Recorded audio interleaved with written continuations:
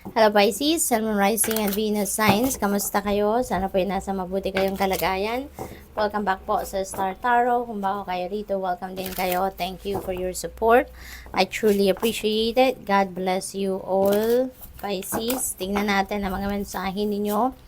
We have the Six of Wands and this is victory energy. Kaya napakaganda nitong energy pagsisimula ng inyong reading dahil meron kayong napipintong pagtatagumpay sa iba't ibang parte ng buhay ninyo. Hindi lang ito victory sa kung ano man ang mga pinagkakaabalahan ninyo sa trabaho, sa career ninyo or negosyo, but also this could be victory, sa pagharap ninyo sa mga problema ninyo, sa pag-solve ng inyong mga problema, paglabas sa mga paglabas ninyo sa mga challenging situations at paglagpas ninyo sa mga obstacles sa buhay, no? So you are going to claim your victory rito. You are going to be triumphant at this time. Kaya napakaganda.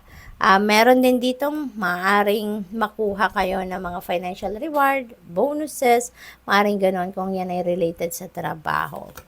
We have the world. Wow, it's time for success talaga, no? Kasi this is time for success, completion, time for achievement, no? Kaya marami yung pagtatagumpayan ninyo rito, Pisces. Kaya napakaganda.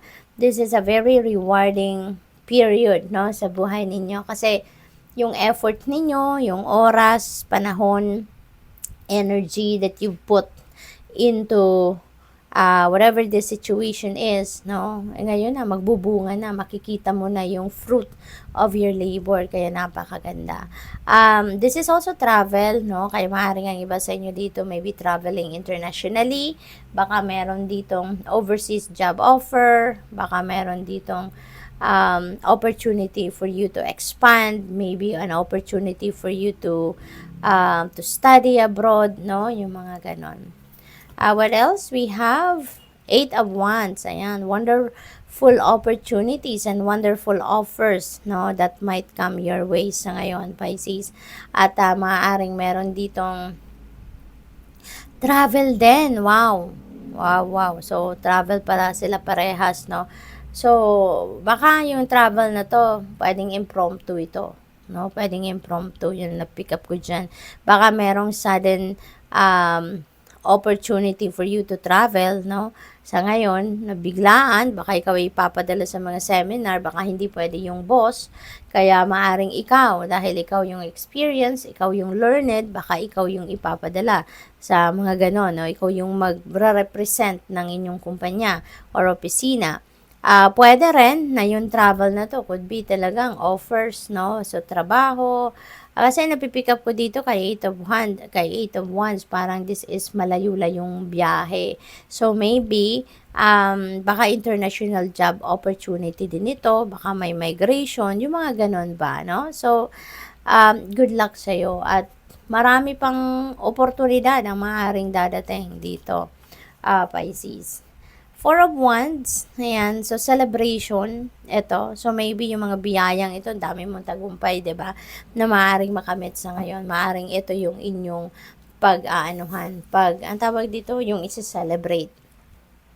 There could be also reunion dito, yung ganon, ano, at saka, pwede rin na ang reunion dito, family, friends, mga ganon, baka rin merong kasalan, baka meron ding graduation party, or baka meron din kayong success dito, personal success that you want to celebrate with your family and friends. So, pwedeng ganun din ang dahilan, no, ng pagtitipon-tipon na yan, no, yung social gatherings na yan, social events. What else? This could also be abundance, no? So, pwedeng meron din dito mga abundance of money, no, na napaparating sa inyo. We have number 28, Frog Spirit, clear out the clutter. Okay? So, panahon na para maglinis. Panahon na para kayo ay mag-declutter, no? Ng buhay ninyo at mag-declutter ng inyong physical space, no? So, pwedeng ganun ang sitwasyon dito. Possible din na ang iba sa inyo rito is going to declutter your your life, di ba? Tatanggalin mo na dito yung mga sitwasyon, bagay, or tao na hindi na nagsiserve ng inyong highest good, no? Hindi na nagdadala ng positibong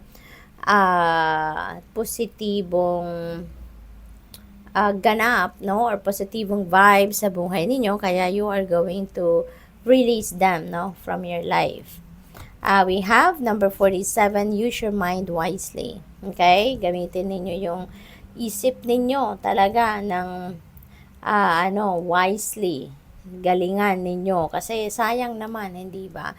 Dapat maging productive, efficient yung gagawin ninyo.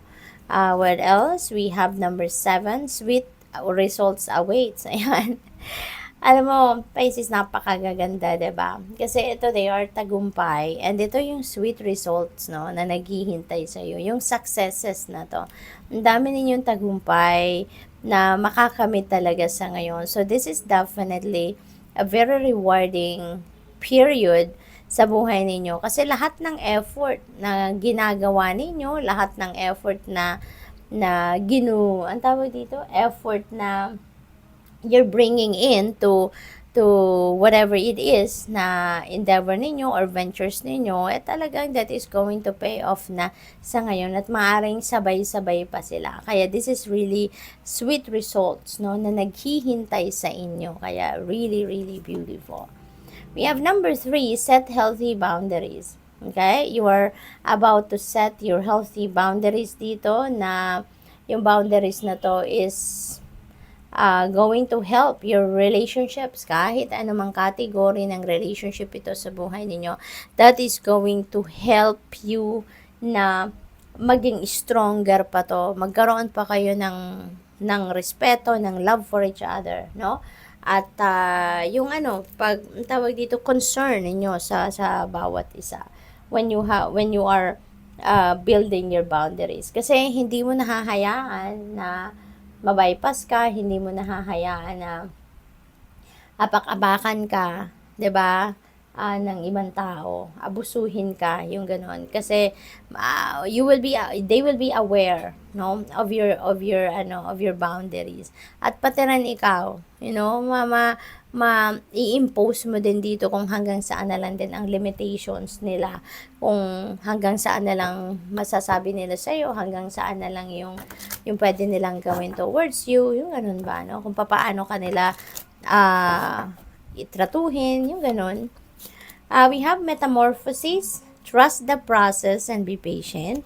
Becoming cannot be rushed, change is beautiful. Ayan. So, totoo, 'di ba? Yung pagbabago hindi madaling gawin. And it's not an easy task talaga, no? Na baguhin ang sarili natin or baguhin ang sitwasyon. It is a long process at magsisimula kayo doon sa ninilay-nilay, pag-re-evaluate ng kung ano ang mga nagawa ninyo, ano mga epekto nito, 'di ba?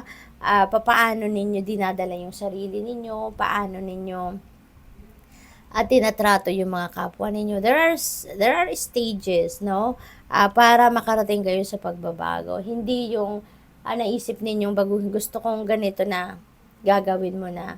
'Di ba? Hindi ganoon kadali 'yon. Talagang pinag-iisipan muna at tinitignan muna natin, kailangan ba nating baguhin ito? Anong klaseng pagbabago ang gagawin natin? How we are going to do it? Yung ganun. Kaya, it is definitely a process, kaya hindi madaling gawin. But, change is always beautiful. Diba? It's always exciting na mayroong mga pagbabagong magaganap. Kasi, kapag nag-i-implement tayo ng pagbabago sa buhay natin, ang epekto nito is for the better, hindi ba? What else? We have dreamer. And your dreams have chosen you. Find fulfillment in pursuing your destiny. This is the magic of life. Ayan. So, maaaring meron dito mga dreams that are coming to fruition. No? Maaaring ito na yung katuparan. Ito na yung panahon, no, na meron ng katuparan ng inyong mga pangarap. No? So, pwedeng ganoon ang ganap. What else? We have sanctuary. Ayan. Embrace the need for solitude. Your inner sanctuary calls you. Ayan, renew yourself and thrive. So, tinatawagan na kayo ng sarili ninyo, no? Na ano kayo, find your sanctuary. Magpahinga kayo, magmuni-muni kayo, go deep within you. Panahon para magnilay-nilay, no? Panahon to reconnect with yourself, reconnect with your soul, no? It's time to renew yourself. It's time to change talaga, no? At kailangan na pagmuni-munihan at pag-isipan ang lahat. Maaari din na kailangan lang din ninyo dito ng pahinga, no? Pwedeng ganon. Or since meron din kayong decluttering energy, tapos meron kayong metamorphosis, so maybe yung solitude na to, ito na yung panahon ng pagninilay-nilay ninyo, so that you'd be able to figure out now what are the things that needs change, what are the things that you need to do para mabago or magkaroon ng pagbabago ang ibang sitwasyon sa buhay ninyo, no? What else? We have friendship. Be with the ones who make you shine, who love you and really care. Keep those and let the others go. Ayan. So, see, even sa mga relationships ninyo, no? Lalong-lalo na sa mga kaibigan sa ngayon, panahon talaga ng rebirth ito sa buhay ninyo, Pisces.